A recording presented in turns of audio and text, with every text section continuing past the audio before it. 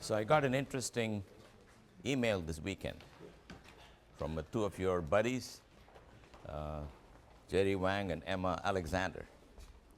The title of the email is this.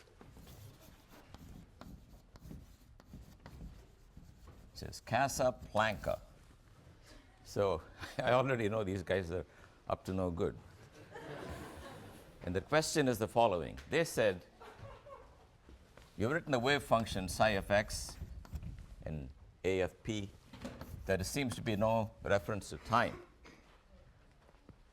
So where is time in this? And they couldn't stop there. That would be a good place to stop. But they went on to say, are you saying that psi is just a psi as time goes by? Okay. So that's the kind of stuff that appeals to me. So I don't care if you don't learn any quantum mechanics, but if you can do this kind of stuff, I'm not worried about you.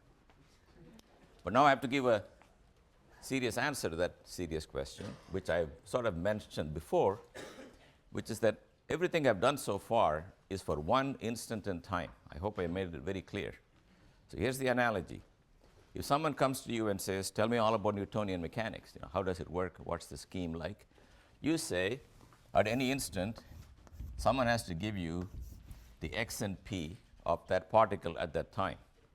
And that's all you need to know. That's all you can ask, that's all you need to know. Everything about that one particle is completely given by this x and p. That is called the state.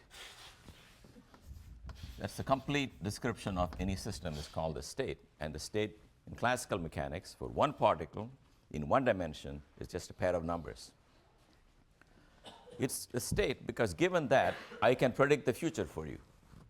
I can predict the future because if I knew the initial momentum, namely initial velocity, I know how fast the guy is moving, and I know where it is at the initial x. A tiny amount of time later, it will be at x plus vt, where t is very small. Then, since I know the acceleration from Newton's laws, which is rate of change of velocity, if I knew the initial velocity or initial momentum, I can get the momentum a little later. Then in that manner, I can inch forward in time. So you need Newton's laws, and Newton's laws tell you, if you like, rate of change of momentum is the force. So if you like, you can write it as m dx over dt squared is the force. So this part is called dynamics, and this part is called kinematics. So dynamics is how do things change with time. Kinematics is what do you need to know about the particle. In the quantum version of this, if you say, what constitutes complete knowledge of the particle, the answer is this function psi of x. If you knew this function, you know all that there is to know about the particle. We're not saying it's real, it can be complex. Then you can ask, if you knew the psi at one time, what's it going to be later on? That's the analog of this one. So I have not come to that yet. So this is a pretty long story. It takes so long just to tell you what to do at one time. Okay? Then I'm going to tell you how to go from now to later. In Newtonian mechanics, it's just one word answer. X and p now is the whole story.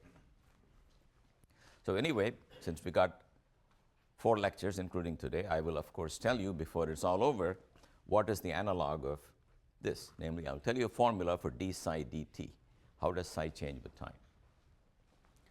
So let's summarize what we know. So that I want to do this every class so that it gets into your system.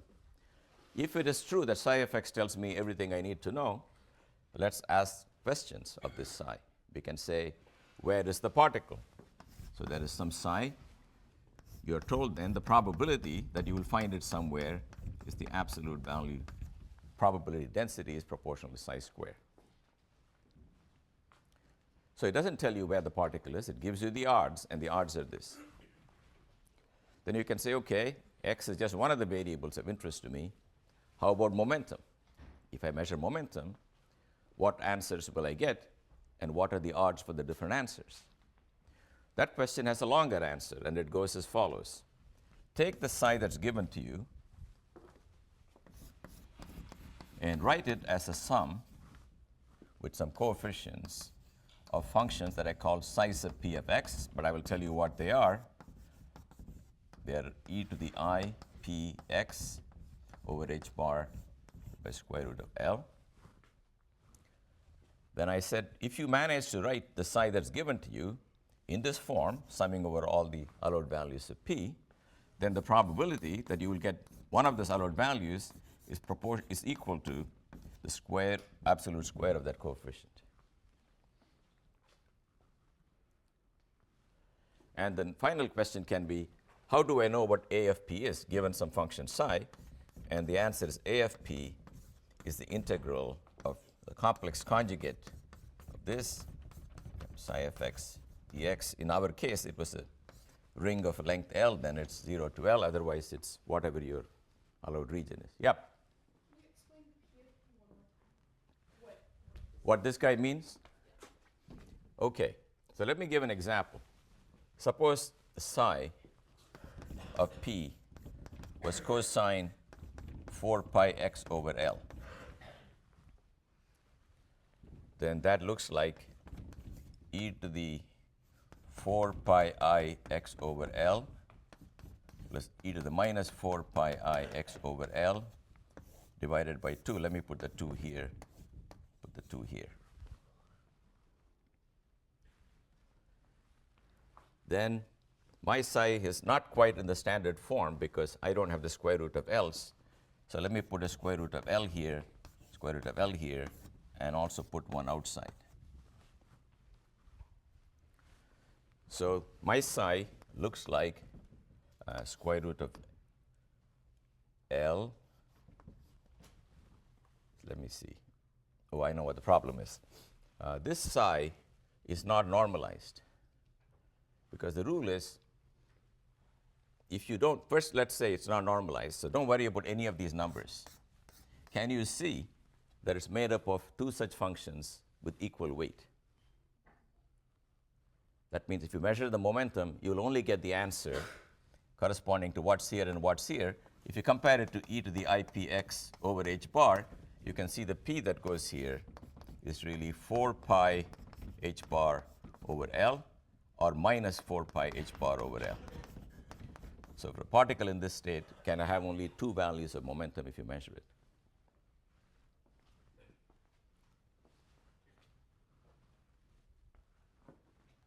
And the probability for the two, you can see by symmetry, must be 50-50 for each, because they come with equal weight.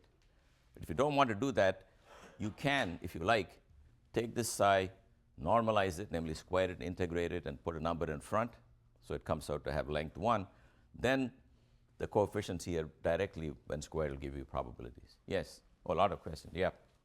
So A sub P has to be like a real number, right? No, A sub P does not have to be a real number. Just like psi sub x does not have to be a real number, A sub P, because I'm taking the absolute value of A squared. So even if it's a complex number, the absolute value of A will always come out to be real and positive.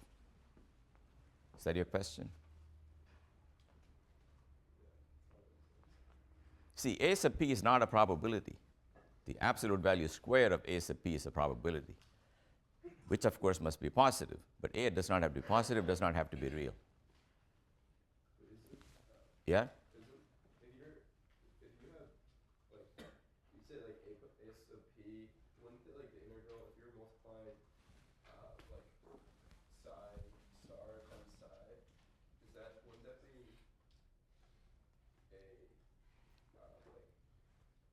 wouldn't that be a real number? You should be very careful.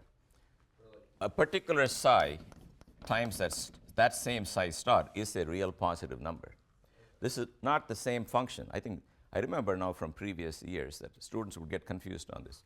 This psi of x is the function that was given to me, of which it was asked, if I measure momentum, what answer will I get?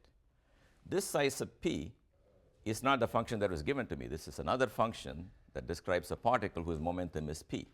So you've got to multiply that function with the given function to get these coefficients. So you can change your mind and say, oh, I'm not interested in that psi. I want to know the answer to that psi. Well, you take that psi and put it here. These guys will not change. Yeah? I'm sort of confused by, right next to what you were explaining, you have written psi of P. Oh, I'm sorry. No, no, no. You have every right to be confused. I did not mean that. This is psi of x. And is that just psi of x, or is that a psi sub p also? Here? That's just the psi of x. That's Yeah, this is psi of x. Okay.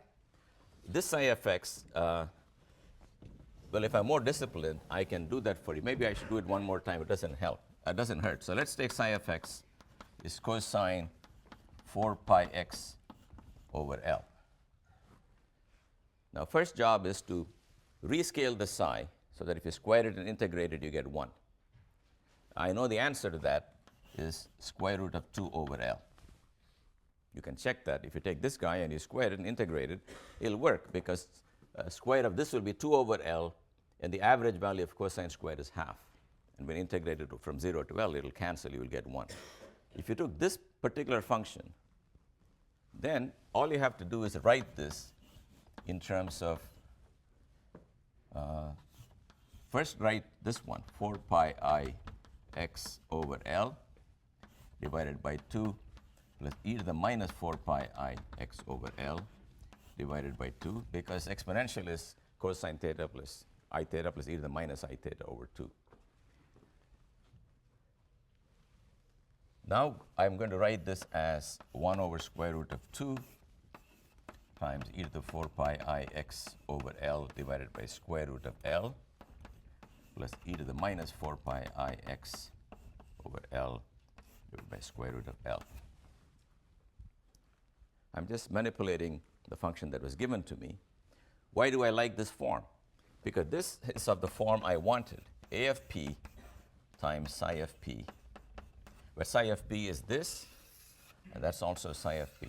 It's a normalized function associated with momentum p.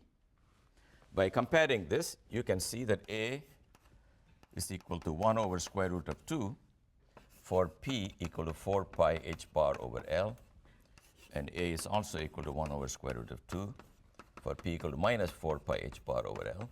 How do I know what p is? States of definite momentum look like e to the ipx over h bar. So whatever multiplies ix over h bar is the momentum, that you can see it's 4 pi h bar. You see what I'm saying? If you want, put an h bar down here and put it on the top and make the comparison. So these are the only two values for momentum. So this is a state which is simultaneously in the state of momentum 4 pi h bar over L and minus 4 pi h bar over L. It has no definite momentum yet. If you measure it, then you can get this answer with probability 1 over root 2 square, which is 1/2, or you can get this answer with 1 over root 2 square, which is 1/2, and no probability for anything else. You cannot get any other value. See, normally when you take a psi of x, a generic psi of x that I draw, typically has some non-zero value in all of space, so you can find it anywhere. But this guy has only two values of p in the sum, and only those will be possible. Yep. This guy here? Yes, I borrowed an h bar, put it on top and bottom, so you can compare the expression. I'm just saying compare, if you want, without these h bars, compare this expression to that, and you can see phi is equal to this. Now, this problem was simple in the sense that you didn't have to do that integral. But last time, before end of class, I took the following function. Psi of x is equal to e to the minus alpha mod x on a ring. That function looked like this, falling very rapidly and dying within a width roughly delta x equals 1 over alpha. Beyond that, it is gone. Then, if you square that and normalize it in the circle, you find this is the correct normalization. In other words, if you took this psi and you square it and integrate it, you will get 1. If you're very, very careful, it is not strictly 1 because this function, the x goes from minus L over 2 to plus L over 2, whereas in the integral I took it to go from minus to plus infinity. That's because this function is falling so rapidly. If a function is falling so rapidly, you don't care if you cut it off at L over 2 or go to infinity. So I did that to simplify the math. But the idea is the same. Then if you want to know what's the probability to get some number p, you got to take a of p is square root of alpha times e to the ipx over h bar square root of L times e to the minus alpha mod x dx. You understand that? This is the psi, I mean, this with the root alpha in it, that's my psi, that's my psi sub p star of x.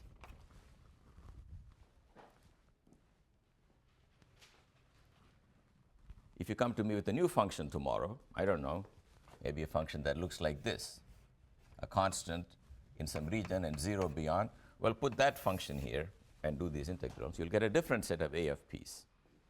So for every function psi of x, that's a set of a sub p's that you find by doing the integral. Yeah? So if you measure like the momentum, and then so if you measure the momentum, like you get one of those answers, does it like so it becomes that answer? Right. So I'm coming to that point. So the second thing, another postulate. In the end, I'll give you the list of postulates. And the postulate says that if you measure the momentum, you'll get only those values for which the corresponding a sub p is not 0, and the ones for which it is not 0, the probability for getting the number is the absolute value square of that a sub p. And right after the measurement, the wave function will change from this sum over all kinds of momenta to the one term corresponding to the one answer you got. You understand that? So in this simple example, there are only two values for p you can get. No other values are possible. They are all theoretically allowed. For example, 6 pi h bar over L is a perfectly allowed momentum in that ring because it corresponds to a periodic function. But that's not contained in this particular wave function. This wave function is built out of only two of them, namely 4 pi h bar over L and minus 4 pi h bar over L. Once you measure it, suppose you got minus 4 pi h bar over L, the whole wave function, which I had here, which in the simple example has got only two terms, this part will simply disappear. And the function after the measurement will be this. The rough logic is that if I measure momentum and I got an answer, that's got to mean something in any real sense, that that is the momentum of the particle. Therefore, it has to be true if I immediately remeasure it.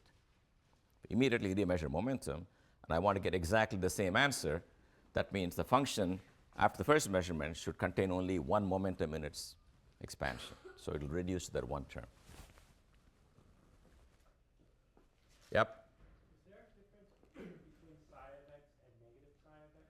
It seems like everything's just... That is correct. I think I also explained the other day that in quantum theory, psi of x and say 92i times psi of x are treated as physically equivalent because they contain the same relative probabilities. Of course, if psi of x had been properly normalized to 1, this guy will not be normalized to 1. It's as if you live in a world where all you care about is the direction of the vector, but not the length of the vector. We don't live in such a world. You know, if you say, where is stop and shop, you say, well, go in that direction, and you're not told how far, well, you're missing some information. But imagine a world where all you need to know is which way to go. In fact, maybe if you go to some town and ask people where is something, they'll say, go in that direction. That's useful information. It's as if the direction is the only thing that matters, not the length of the vector. The analogous thing here is, if you multiply the function by any number, you don't change the information. They're all considered as the same state. And I told you from the huge family of functions, all describing the same state, I will pick that function, that member, whose square integral happens to be 1. Yep. So after the wave function breaks down, how long do you have to wait for the wave function to re-materialize? Or does Oh, it's not breakdown. It's another wave function. Because e to the ipx over h bar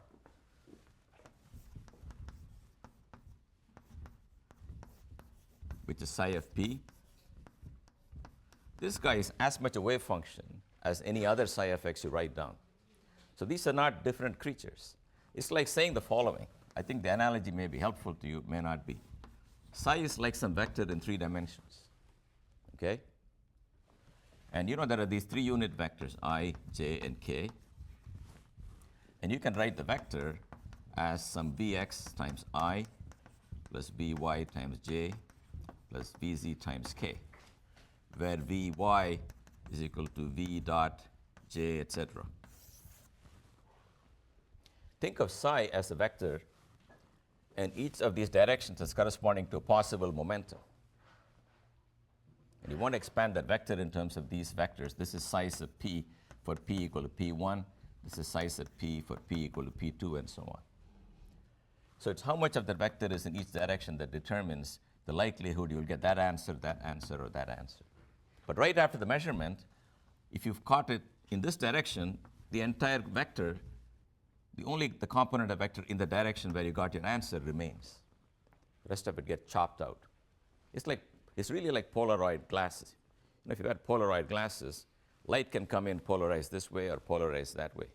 But once it goes to the glass, it's polarized only in the one direction corresponding to the way the Polaroid works.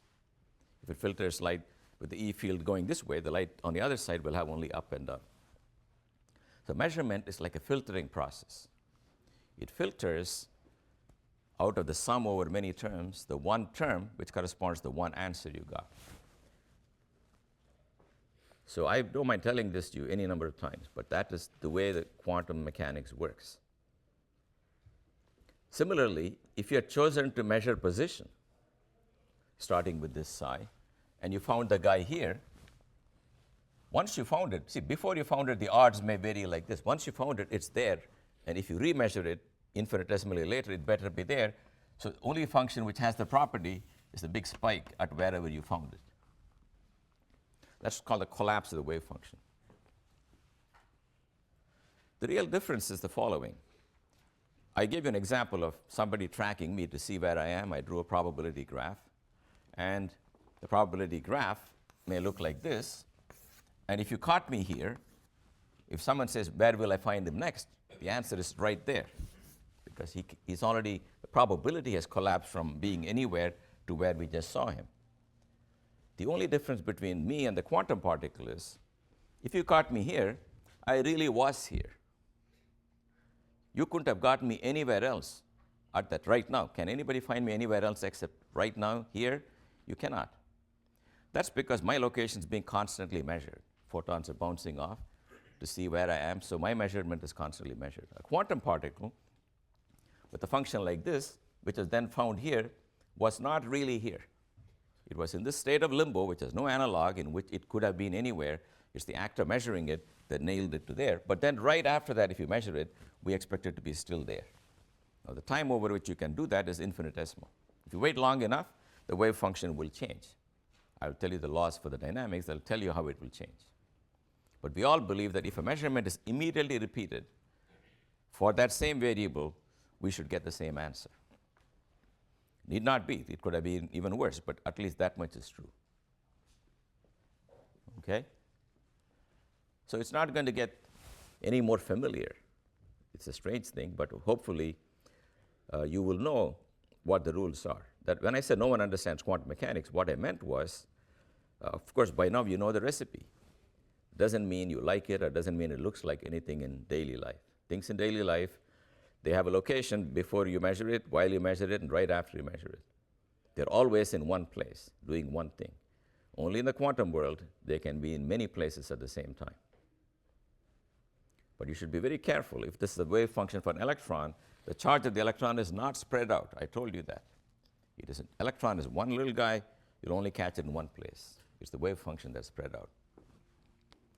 Anyway, I think what will happen is you will have to do a lot of problems, and you will have to talk to a lot of people, and you have to read a lot of stuff.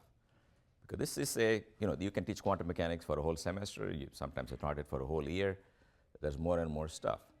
The only way, I want you at least to know how it works. In real life, when you go forward, I don't think you'll need all of this. Because if you go into physics or something, or chemistry, they'll teach you quantum mechanics again. But I wanted people doing something else. They are the people I want to send a message to. Here's a part of the world, if you ever hear the word quantum, where does the word quantization come from? What's the funny business in the microscopic world? I want you to have a feeling for how that works. And I claim that the mathematics you need is not very much. You should know how to do integrals, and you should know what e to the I theta is. Okay, so the postulates right now are state is given by function psi of x. State of momentum, definite momentum, looks like this. And if you want the odds for any particular momentum, expanded in this fashion, which is the same as a of p psi of p of x. But a of p, again, is that integral. I don't want to write it over and over again. Then if you measure p, you'll get one of the answers with the probability given by the square of the corresponding number. And right after the measurement, the function collapses. So it always collapses to whatever variable you measure. Yes, another question?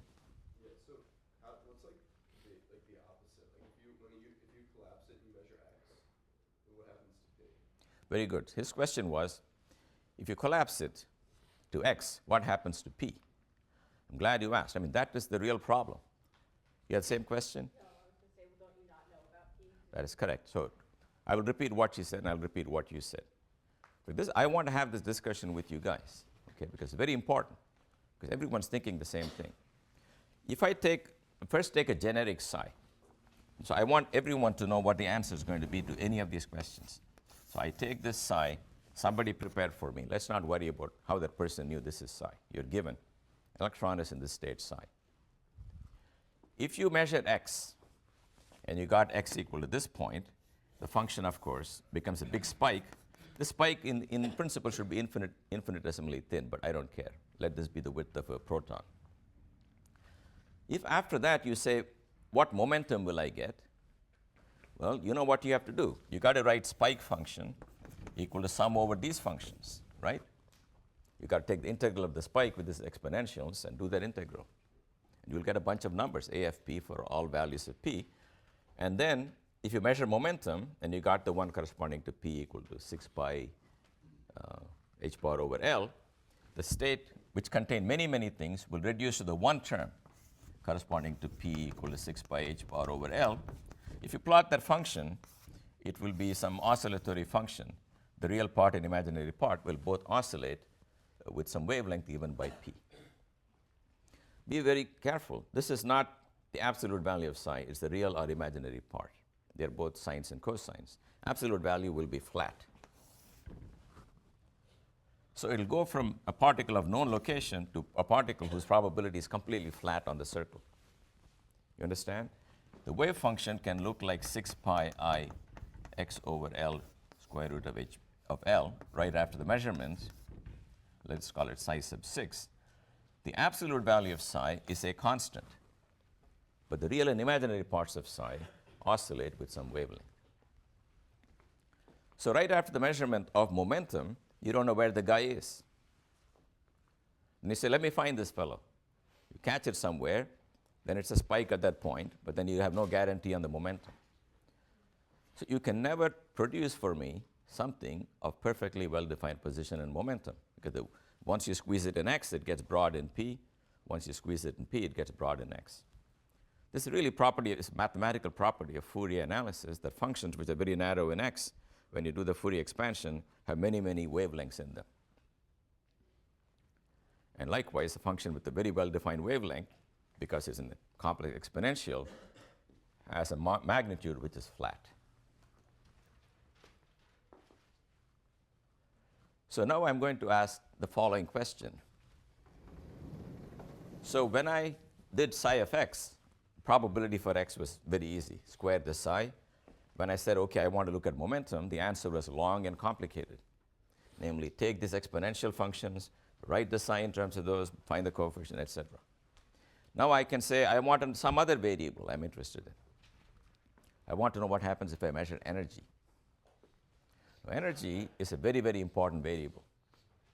It's very, very important because it turns out that if a particle starts out in a state of definite energy, I will show that to you later, it remains in that state. That's the only state that will remain the way it is. If you start in a state of definite momentum, 2 seconds later it can have a different momentum, or it can be a mixture of different momenta. But if it starts in a state of definite energy, it will remain that way. That's not obvious. I'm going to prove that to you later. That's why it's very important. So most atoms are in a state of definite energy, and they can stay that way forever. But once in a while, when they're tickled by something, they will either absorb light or they'll emit light. So we draw a picture like this. We will see that the allowed energies of a system are some special values. Not every value is allowed. And this can be called n equal to 1, n equal to 2, n equal to 3, etc. And an atom, for example, can sometimes jump from doing that to doing that. And in that process, it will emit an energy which is E of n equal to 3 minus E of n equal to 1. That difference in energy will come in the form of a photon. And the energy of the photon is h bar omega, or if you like, 2 pi h bar f. But f is what you and I call frequency. And from the frequency, you can find the wavelength. The wavelength is just velocity of light divided by frequency.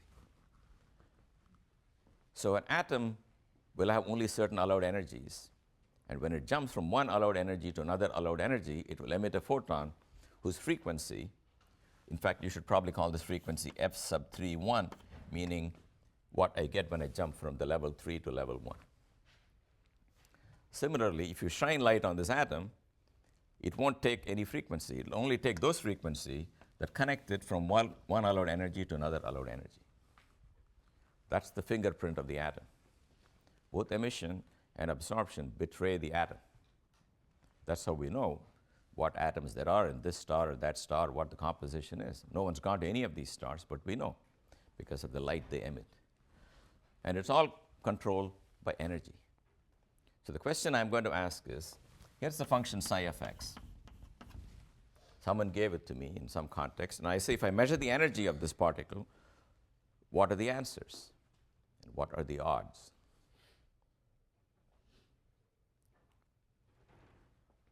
So how do you think that will play out? You have to make a guess. Suppose you are inventing quantum mechanics, and someone says, what do you think is going to be the deal with energy? You know what the scenario might look like? You can take a guess. I mean, as I told you many times, I don't expect you to invent quantum mechanics on the fly, but you should be able to guess. What form do you think the answer will take? You want to guess? Okay, but if I want to know what energies I can get and with what odds, in analogy with momentum, what do you think will happen? Yeah? Would you use the formula p squared over 2m? Okay, he said use p squared over 2m. That's a good answer. His answer was, we know that the energy is equal to 1/2 mv squared, which I can write as p squared over 2m, right? So you're saying if I measure the momentum and I got a certain answer, well, the energy is that p squared over 2m. That's actually correct, except the energy of a particle is not always just the kinetic energy. For a free particle, this is the kinetic energy. For a particle moving in a potential, you know that you have to add v of x. That is the total energy. Now, that's when we have a problem. In classical mechanics, once I measure the x and p of the particle, I don't have to make another measurement of energy. Do you understand that? I just plug the values I got into this formula. For example, particle connected to a spring, V is 1/2 kx squared, where k is the force constant of the spring. And the kinetic energy is always p squared over 2m. So if I measured p and I got some number, measured x, I got some number, I can put that in the formula and get the energy. You don't have to do another energy measurement. And you don't have to do an angular momentum measurement either. In higher dimensions, angular momentum is r cross p. And if you already measured the position and you measure the momentum, just take the cross product. So in classical mechanics, you only need to measure x and p. In quantum mechanics, he made a pretty good guess that if you measured p, then p squared over 2m is the energy. That is true if the particle is not in a potential. But if the particle is in a potential, can you tell me how to compute p squared over 2m plus v of x? You realize you cannot really compute it, because if you knew the p exactly, you have no idea where it is. And if you knew the x exactly, you don't know what the momentum is. Maybe you know a little bit of both, but still, how are you going to find the energy? So the answer is you have to do a separate energy measurement. You cannot infer that from x and p because, first of all, you cannot even get a pair of x and p at a given time. I hope I convinced you. You measure this guy, you screw up that guy. Measure that one, you mess up this one. So you can never get a state of well-defined x and p anyway. So the way to find energy is to do a whole other calculation. So I will tell you what the answer is, and hopefully you will realize it's not completely different from the recipe we had before. I'm going to give you a rule for the functions which correspond to a state in which the particle has a definite energy E. Let's not worry about how you get it, some function. You find all those functions, or you're given all those functions. Then can you imagine what will happen next? If I give you all those functions, what do you think the rule is going to be? Yep.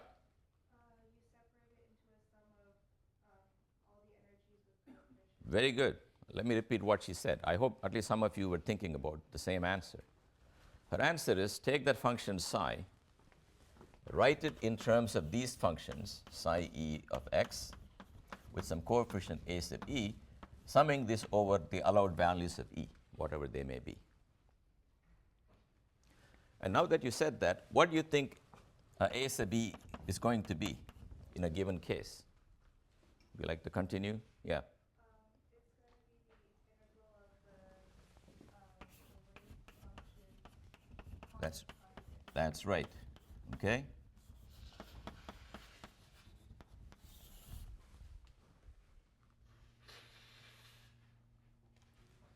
That is correct. The recipe is almost complete, except you don't know what these functions are. But if you knew these functions, you have to write the given function, given wave function, as the sum of these functions with some suitable coefficients. Coefficients are found by the same rule. And then the probability that you will find an energy E is, again, a sub E squared.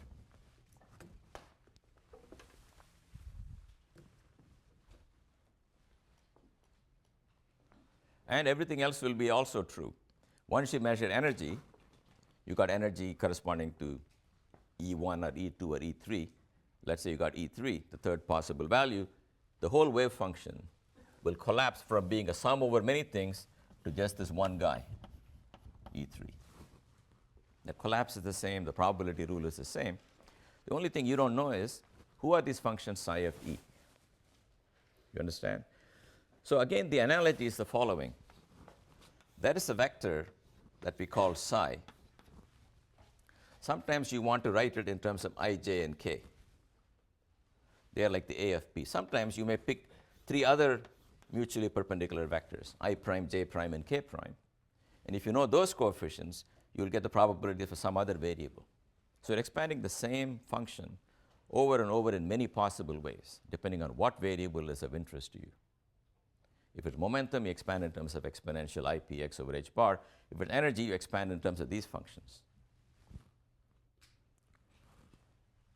So the question is, what is the recipe going to be for these functions psi e of x? By what means do I find them? Now you're getting more and more and more recipes every day, but it's going to stop pretty soon. This is about the last of the recipes. Even this recipe, I'll tell you how to get from a master recipe. Okay? So it's not that many recipes, but I have to reveal that to you one at a time. Now you can say, okay, what function do you want me to use for every energy? What is this function? After all, when it was momentum, you came right out and gave this answer. Why don't you do the same thing here? And there's a problem here. The problem is the energy of a particle depends on what potential it is in, because it's got a kinetic and a potential part. So I cannot give you a universal answer for psi sub b of x. I will have to first ask you, tell me the potential the particle is in. Okay? Once I know the potential, I will give you the recipe. So imagine the potential has been given to me. For example, 1/2 kx squared. Or it could be a particle in what's called a well. You make a hole in the ground, or you build a little barrier. That's a possible potential. You can have a potential that looks like harmonic oscillator. That's a possible potential. You can have an electron in a hydrogen atom. minus 1 over r. That's a possible potential. There are many potentials. And the answer is going to vary on the problem.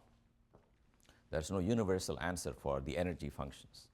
You tell me what the electron is doing, what field it is in, what field of force it is in, then for each field of force or for each potential, that's a different answer. And here is the master formula. This is the great Schrodinger equation. So the answer looks like this. The function psi sub e obeys the following equation. Minus h bar square over 2m times the second derivative of psi plus b of x times psi of x is equal to e times psi of x. Do not worry. I will see you through this equation. Everything you need to know, I will tell you. But you should not be afraid of what the equation says. It says those functions that are allowed, corresponding to definite energy, will have the property that if you took the second derivative, multiplied it by this number, added to that b of x times psi e, you'll get some function. That function should be some number times the very same function. If you can find me those functions, then you will find out when I will show you mathematically that there are many solutions to the equation, but they don't occur for every energy, only some energies are allowed. And the energies are usually labeled by some integer n. And for every n, 1, 2, 3, 4, you'll get a bunch of energies. Psi sub e1, psi sub e2, psi sub e3, and you write those functions down, then you can do everything I said. But the only thing is, here you have to do some hard work. Whereas for momentum, I gave you that. And for a state of definite positions, x equal to x naught, I told you spike at x naught, you don't have to do much work. For this, you have to solve an equation before you can even start. But we'll see how to do that.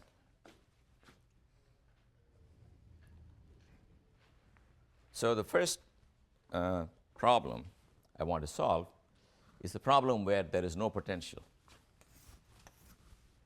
That is called a free particle. A free particle is one for which v is 0.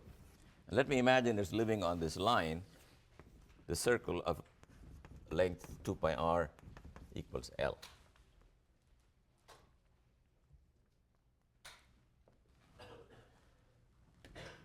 Oh, by the way, I should mention something else. In terms of all the postulates, you notice I never mentioned the uncertainty principle today. Delta x, delta p should be bigger than h bar. I didn't mention it as a postulate because once you tell me psi is given by a wave function and that states of definite momentum have definite wavelength, it follows from mathematics that you cannot have a function of well-defined periodicity and wavelength also localized in space. It's a mathematical consequence. Similarly, who told me that I can expand every given psi as a sum over these functions? That's a very general mathematical theorem that tells you in what situations you can actually expand any given function in terms of a set of functions. Namely, are they like the unit vector I, j, and k? Suppose I have only I and j, and I don't have k. I cannot expand every vector in 3D using I and j. So you've got to make sure you've got enough basis functions, and the theory tells you that if you find all the solutions to that equation, together they can expand any function. Similarly, the rule for expansion is also not arbitrary. It all comes from that. It's a very, very beautiful theory of the mathematics behind quantum mechanics. If you learn linear algebra one day, or if you've already learned it, it's all linear algebra. So every great discovery in physics is accompanied by some mathematical stuff you need. Like all of Newtonian mechanics requires calculus. Without calculus, you cannot do Newtonian mechanics. Maxwell's theory for electromagnetism requires vector calculus. Einstein's non-relativistic theory doesn't require anything, just algebra. But the general theory requires what's called tensor calculus. And quantum mechanics requires linear algebra. And string theory, we don't know what it requires. People are still discovering new mathematics. But it's very true that very often new mathematics is needed to express the new laws of physics. And if you don't know the laws, you may find out you're not able to write it down. If you didn't know what a gradient was, or if you did not know what a curl is and so on, then you cannot write down the laws of electricity and magnetism. Okay, so we have to solve this equation, and I'm going to solve it for the easiest problem in the world, a particle moving on a ring of length L with no potential energy. So what does that equation look like? It says minus h bar square over 2m d2 psi over dx square plus no potential equal to E times psi sub E of x.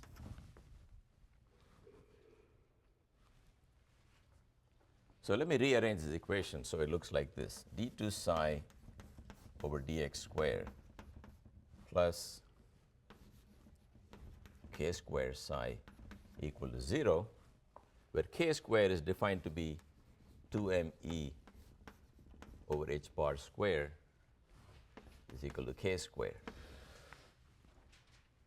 All I've done is just taken everything to one side and multiplied everything by 2m over h bar square and called that combination as k square.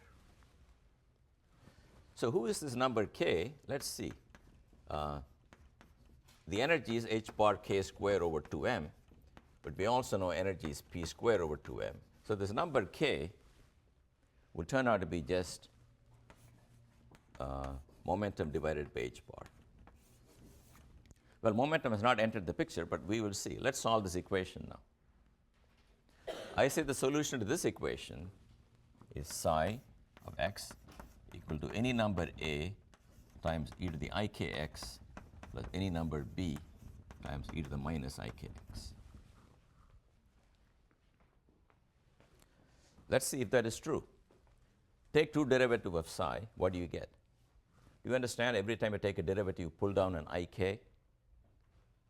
If you pull it twice, you'll pull an ik squared, which is minus k squared psi. And the same thing will happen to this term, that you'll pull down a minus ik, but if you do it twice, you'll again get minus k squared. So both of them will have the property that the second derivative of psi will be equal to minus k squared psi, and that is the equation you want to solve.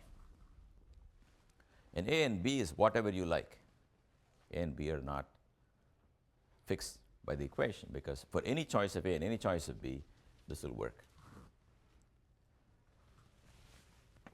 Okay, so let me write it as follows. A e to the I. Let me write k. K was a shorthand for square root of 2me over h bar square x plus b e to the minus I square root of 2me over h bar square x. I'm trying to show you that these are really functions of definite energy psi sub E, and here is how the energy appears. So what does this look like to you? Have you seen these functions before? Yes? What does it look like? Pardon me? The equation is like the spring equation. That is absolutely correct. But what does this function look like?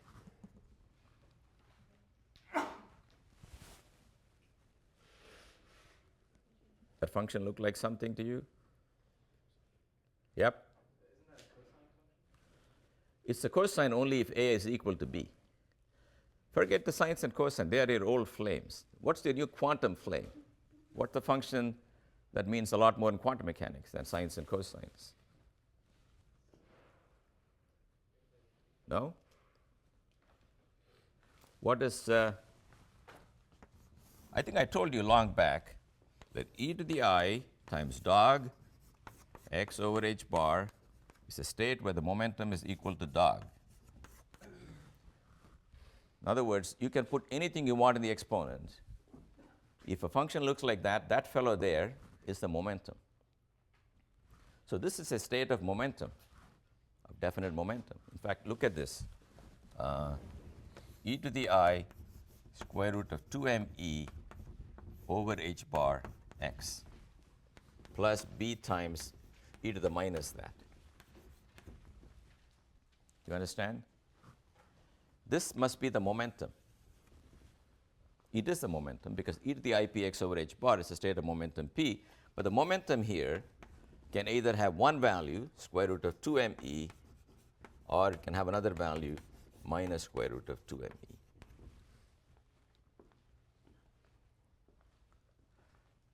So what do you think the particle is doing? in these solutions. Yep. But in any one of them, what is it doing here? What is the sign of the momentum here? Positive. And here it's got negative momentum. And how much momentum does it have? The momentum it has, if you look at any of these things, is that p squared over 2m is equal to E, is what is satisfied by the p that you have here. In other words, what I'm telling you is, in quantum theory, in classical theory, if I said, I got a particle of energy E, what is its momentum?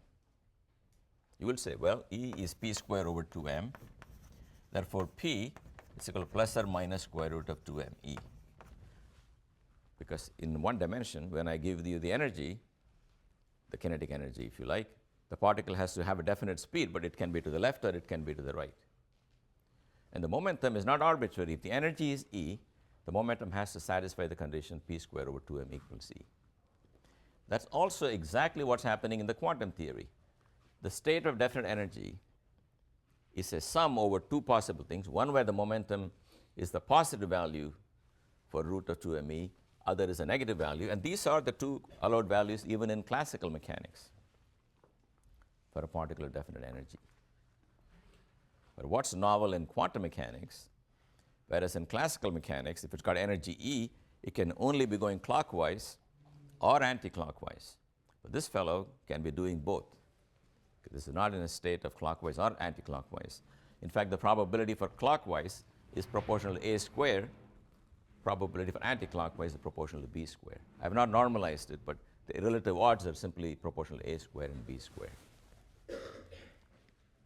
That's what is bizarre about quantum mechanics, that the particle has indefinite sign of momentum. Yes?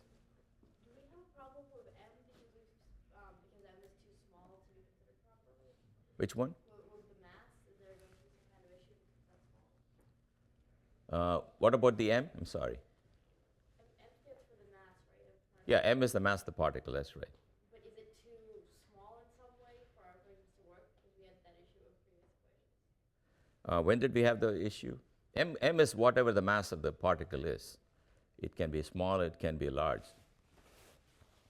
I didn't understand. No, go ahead. I want to know.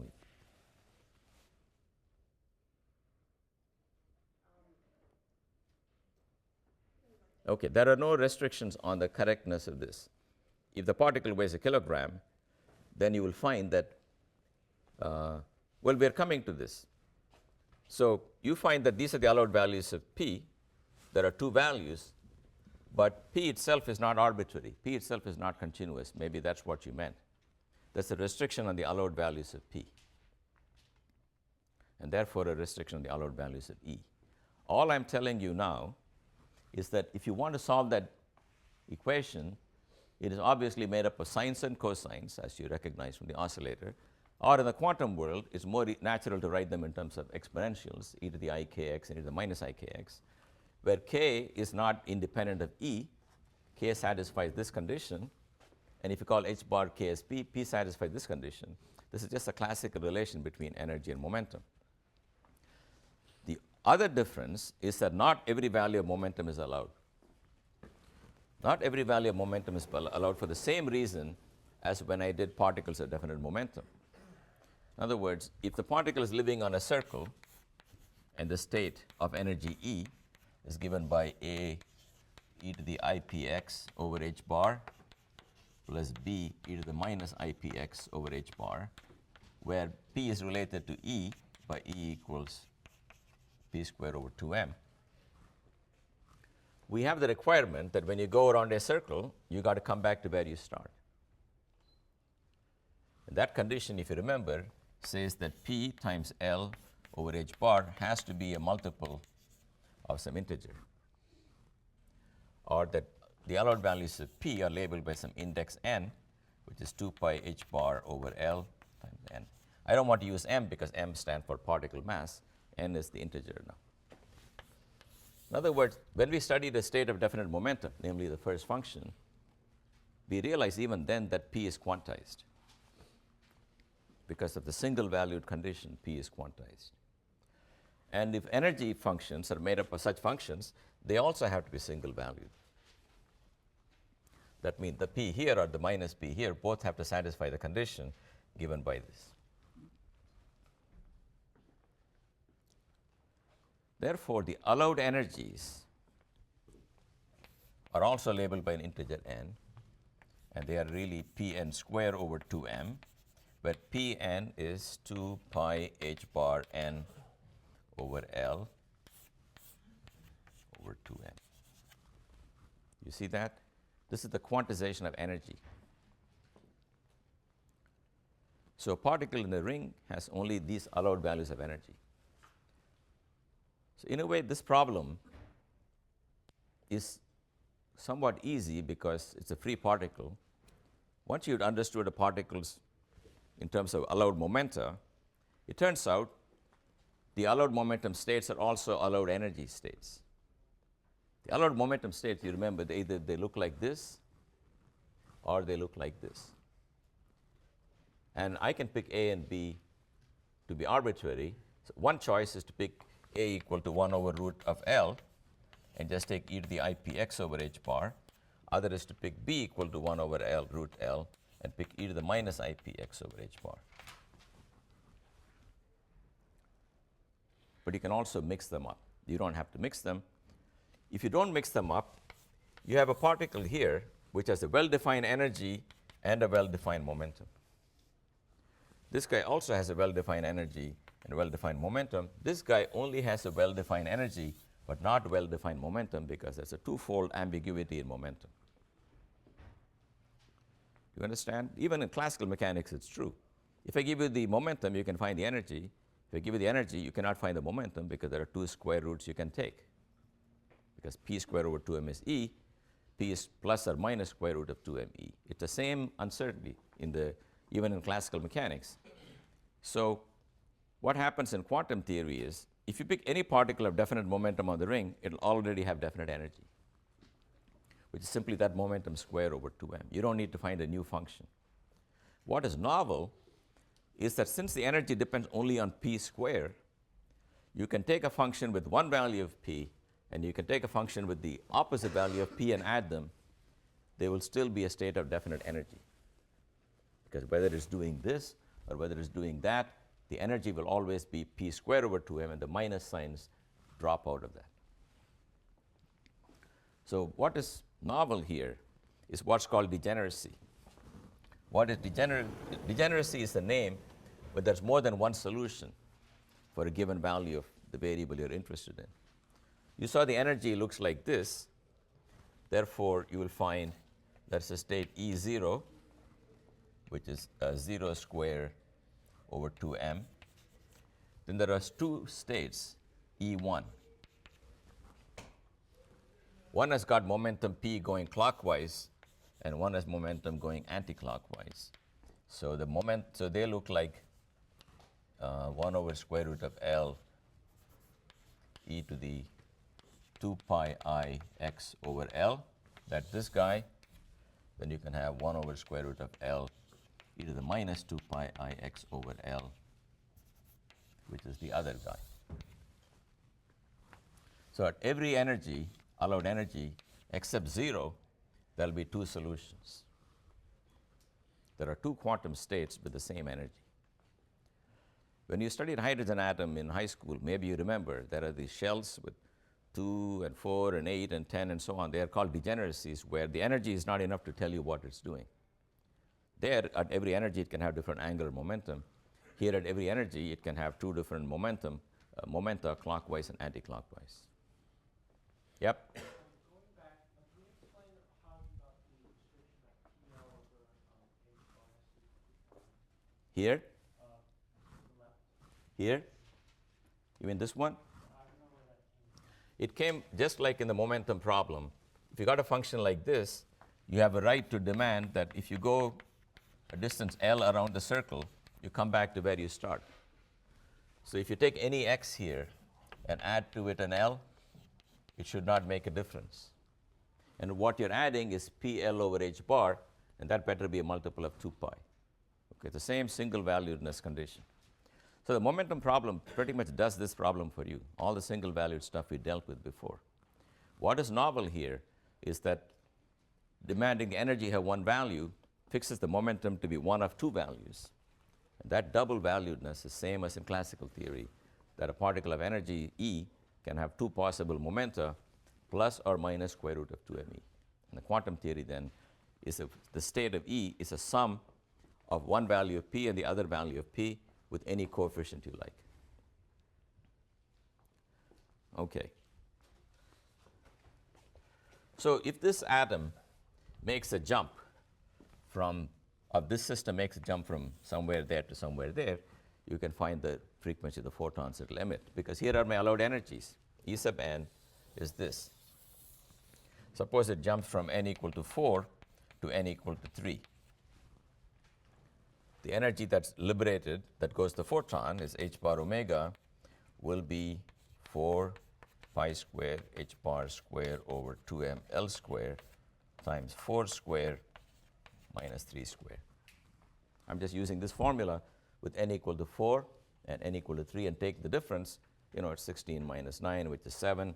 You plug all that in, you can solve for the omega. Or if you like frequency, you can write it as 2 pi h bar f, and you can find the frequencies. This is actually true. If you've got a charged particle moving in a ring and you want to excite it from one state to a higher state, you will have to give it only one of these frequencies so that the difference, the frequency you give it, h bar omega, must match the energy difference of the particle. You understand? So I've drawn these levels here.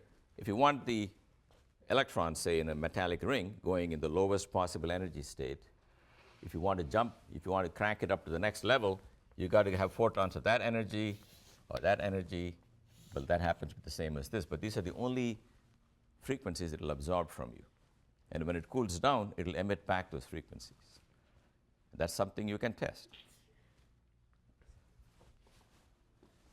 By the way, do you know why there's only one state at E equal to, at E0 and not two? Yep. That's right. The solution plus or minus 2m, square root of 2me, has only one answer when E is 0, because 0 momentum and minus 0 momentum are the same. Otherwise, any finite positive momentum has a partner which is minus that momentum. There's a very interesting piece of work being done experimentally at Yale, which is the claim that if you took a metallic ring in a magnetic field, it will have a current going one way or the other way, unbalanced current. And it's not driven by a battery, it's not driven by anything. Normally, if you took an ordinary ring, the lowest energy state will be a field of 0 current. Why go one way or the other? But if you put it in a magnetic field, one can show it likes to go one way or the other way. And now there measurements are being done at Yale where you can actually measure the tiny current due to one electron or one net electron going one way or the other. So these are all, this L is either a mathematical convenience if you're talking about free space and you want to be able to normalize your wave function, or really is the circumference of a real system. Now that we can probe nanosystems very well, we can vary the L and we can find out all the energy levels.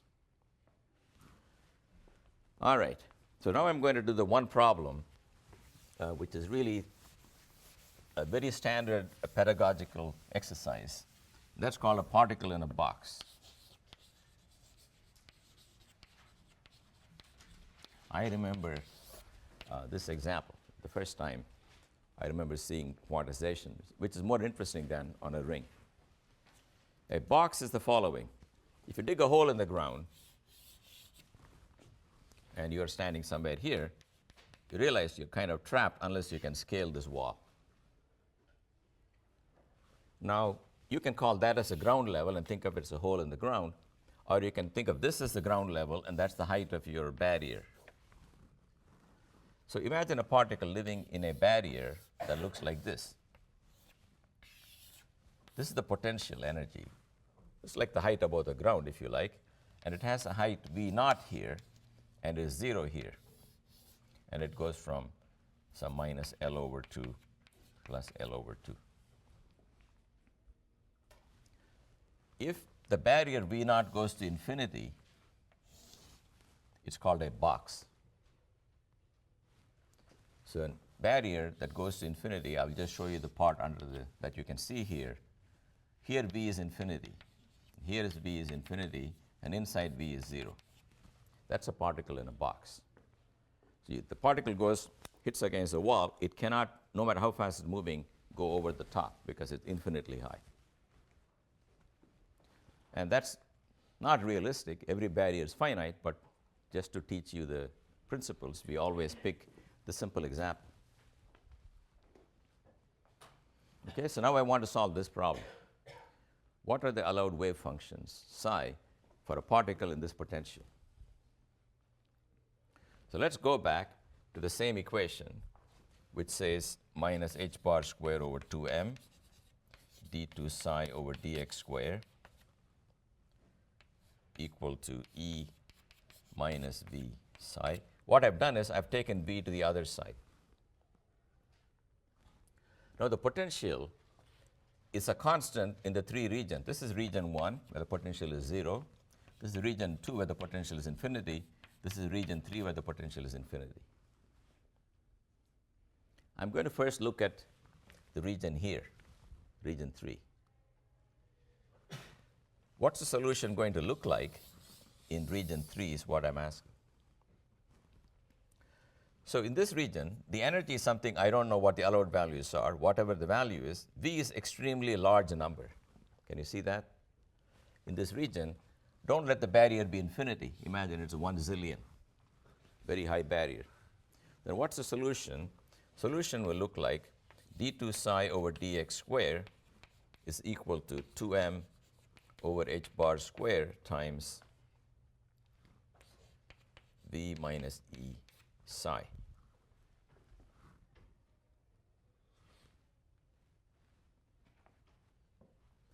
Then the solution to that is very easy. Psi is equal to A e to the kappa x plus B e to the minus kappa x, where kappa is equal to all of this square root of 2m over h bar square times V minus E. I'm saying this is what I'm calling kappa square.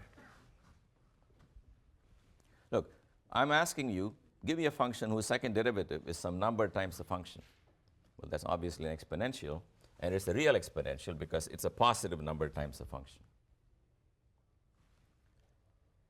Now, A and B are free parameters. Whatever they are, it'll solve the equation, but we don't want a function that's growing exponentially when you go to infinity.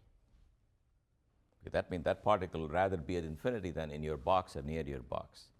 So for that for that physical reason, we junk this function. You pick it on physical grounds as not having a part growing exponentially when you go to infinity. But you do admit a part that's falling exponentially when you go to infinity. That's okay. But how fast is it falling? It's going like B e to the minus some blah, blah, blah times square root of V minus E. That's all I want you to look at. Forget all the h bars and m's. Make V larger and larger and larger and just tell me what you think it will do. If V is larger and larger, it's like this e to the minus alpha x I wrote for you, where alpha is very large. So this function will fall faster and faster and faster, and in the limit in which V goes to infinity, it will vanish. That basically means the particle cannot be found outside the box. So your function psi is 0 here and 0 here. Because if you made the barrier height finite, you will find it's falling exponentially on either side. But the exponential becomes narrower and narrower as the barrier becomes higher and higher, and in the limit in which the wall is infinitely tall, there is nothing outside. The wave function is non-zero only inside. So what's the solution inside? Let me call this 0. Let me call this L. Inside the box, there is no potential. So the equation is d2 psi over dx square plus 2me over h bar square psi equal to 0. It's like a free particle in the box, but it cannot leave the box. This is what I call K, remember? So now I'm going to purposely write the solution in terms of trigonometric functions. You'll see in a minute why. So I'm going to write this A e to the ikx plus B e to the minus ikx. You can see if I take any of these solutions, it's going to satisfy the equation. But K better be related to E in this form. 2me over h bar square is equal to k square. Sorry, that's k square. Because two derivatives of this will give me minus k square. And if you put that particular value for minus k square here, these two will cancel. But I'm somehow going for, I'm going to not write it this way, but write it as c cosine kx plus d sine kx. Do you realize I can always go back and forth between exponentials and trigonometric functions because one is a linear combination of the other? If you want, write this as cos plus I sine and cos minus I sine and rearrange the coefficients. It'll look like something something cosine. I want to call that as c, and something something sine, which I want to call as d. D and c may be complex. I'm not saying anything. But you can write a solution either in terms of sines and cosines or e to the plus and minus something. So here's the function psi. It looks like I have an answer for every energy I want, because pick any energy you like, find the corresponding k, you put it here, and you're done. But that's not allowed, because we have an extra condition, which is that psi was identically 0 here, psi was identically 0 here. We're going to demand that at the two ends, it can do whatever it wants in the middle. It must vanish at the two ends for the continuity of psi. Because psi had two values, you're getting two different probabilities for the same point. So that's not allowed. So psi must have, must match at the two ends. But look at this function. It's got to vanish at the left end at x equal to 0, and it's got to vanish at the right end. At x equal to 0, you can see psi of 0 is simply c, because sine vanishes, cosine is 1, and c has to be 0 then, because this guy has no business being non-zero at the left end. That's good. This guy vanishes at the left end, so I allow it.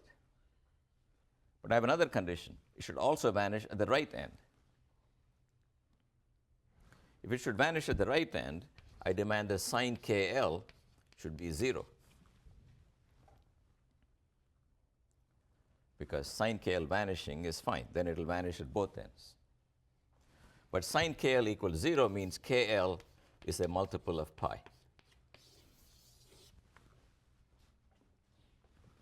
That means k is n pi over L. This means the allowed values of k in the problem are very special. So here is n equal to 1. Psi looks like sine pi x over L. N equal to 2 looks like sine 2 pi x over L, and so on, with some numbers in front, which I have not chosen yet. If you plot them, they look like this. That's one guy. At a higher energy, I got that guy. Then I got that, and so on. So these are exactly like waves on a string, in a violin string, clamped at two ends. In fact, this wave equation is identical to the wave equation on a string. The only requirement is that the string is clamped at the two ends. Here, the psi is clamped at the two ends because it's got to vanish on either side, outside the box. So the allowed wavelengths are the same, except here the wavelength is connected to momentum, that's connected to energy, and E, you remember, is h bar square k square over 2m, then becomes h bar square over 2m times k will be n square pi square over L square. So this particle in a box can have only these particular energies. So let me write it for you nicely. The allowed energies are h bar square pi square over 2m L square times an integer n square. And the corresponding wave functions look like this. They're waves in which you got half an oscillation, or 2 half oscillations, and 3 half oscillations, but you got to start and finish at 0. So it's a quantization. This is why when Schrodinger came with this equation, everybody embraced it right away, because you suddenly understood why energy is quantized. You're trying to fit some number of waves into an interval, and only some multiple of half wavelengths are allowed, but wavelength translates into momentum, that translates into energy. Suddenly you understand the quantization of energy. So it's got one state, n equal to 1, and only one state, n equal to 2, one state, n equal to 3. I'm going to come back to this next time, but you should think about this.